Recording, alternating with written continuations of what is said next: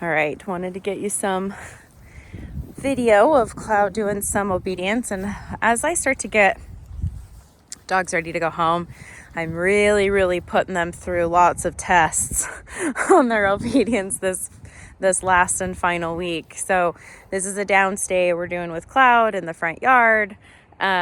We came out here and he was like, oh, I'm going to the car. This is what we're doing. And so I'm changing it up on him. Normally, if he doesn't have his leash on, he knows he's loading up in the car, and he's always really good about just going to the car and loading up. And now I'm asking for something different. And he's like, wait a second, this isn't the normal routine. And the reason why I'm breaking this up with him is it's not that routines are bad. In fact, they can be quite healthy for dogs and people. But there are times when our routines need to change because life throws lots of things at us and we have to be able to adapt. And so with Cloud, he's very routine oriented. It makes training perfect for him because he's like, oh, I go to my bed when somebody rings the door. Great, that's what we do every time. Oh, I go to my bed when kids are eating cheese sticks and I don't get those cheese sticks. Great, that's what we do. I heel on the walk. I do this when there's a dog. I come when called, and this is how we do that. And so for him, the training makes sense, and he accelerates quickly. He learns concepts really quickly, and when they're applied day to day and in routine, he excels really quickly. It's when the routine changes that struggle happens. So he had a hard time holding this downstay initially, so we've worked it a couple times, and he kept wanting to run to the back of the car where I often load him up. And kids have been in and out today.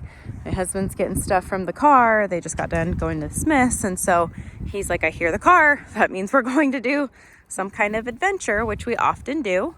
And so this is where impulse control goes away, and just him mindlessly going through the motions, not listening to the down, not listening to the recall when I call him, those kinds of things, that goes out the window because he's developed, a pattern which has been fine, right? Going to the car when we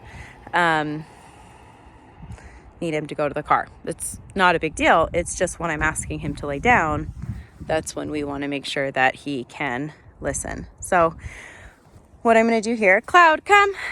Let's call him. Good boy. Heel. Ask for a heel. Do a little bit of obedience around the car. So this is where I want to make sure that he's maintaining the heel. It's right there. He's pushing me a little bit, not anything crazy, but I'm really picky about the obedience. Pushing me a little bit towards the car because his brain is like, we're going to get in that car, and that's the fun zone. We're going to go do some adventures. Like I said before, that's not a bad thing. It's just sometimes we aren't going to the car. We're getting the mail and we're coming right back inside, or we're going for a walk. And so he needs to be able to listen to our cues despite things happening in the environment that may trigger a sense of pattern from him, and we're changing up that pattern and routine. So even right here, just throwing him in a down, Cloud down, and being able to walk away and go to my car. This is where he struggled, is he thinks I'm going in the car.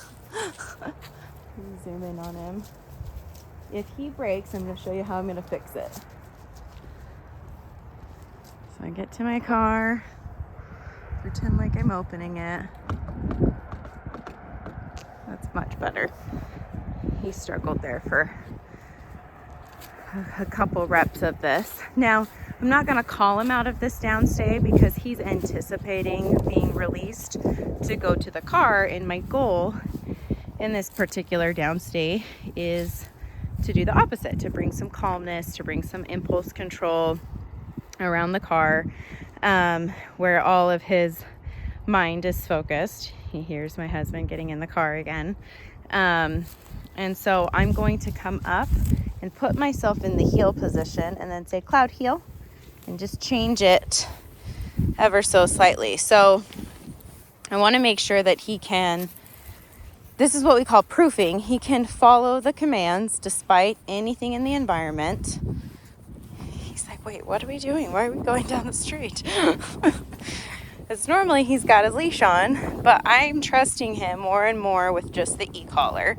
Now he's still a young dog. I'm gonna have you guys use the leash quite a bit when he first comes home, but the goal is to be able to have a dog that can respond without the leash, without food.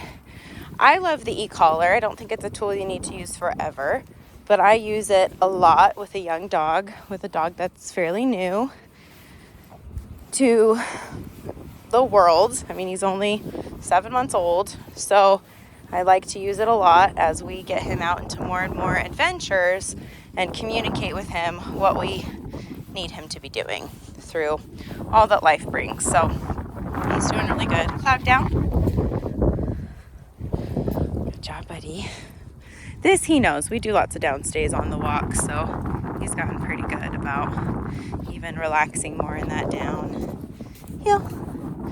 Good man. So good. So all kinds of things I hear from owners. My dog does really good on the walk until we start going back home, and then they start to pull ahead because they're going into routine mode of this is what we do. We go back home and their brain turns off, goes into autopilot.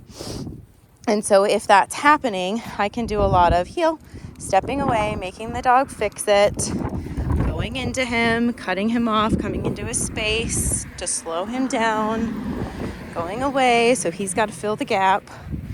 All of these little tricks, doing another downstay. Cloud down. Good boy.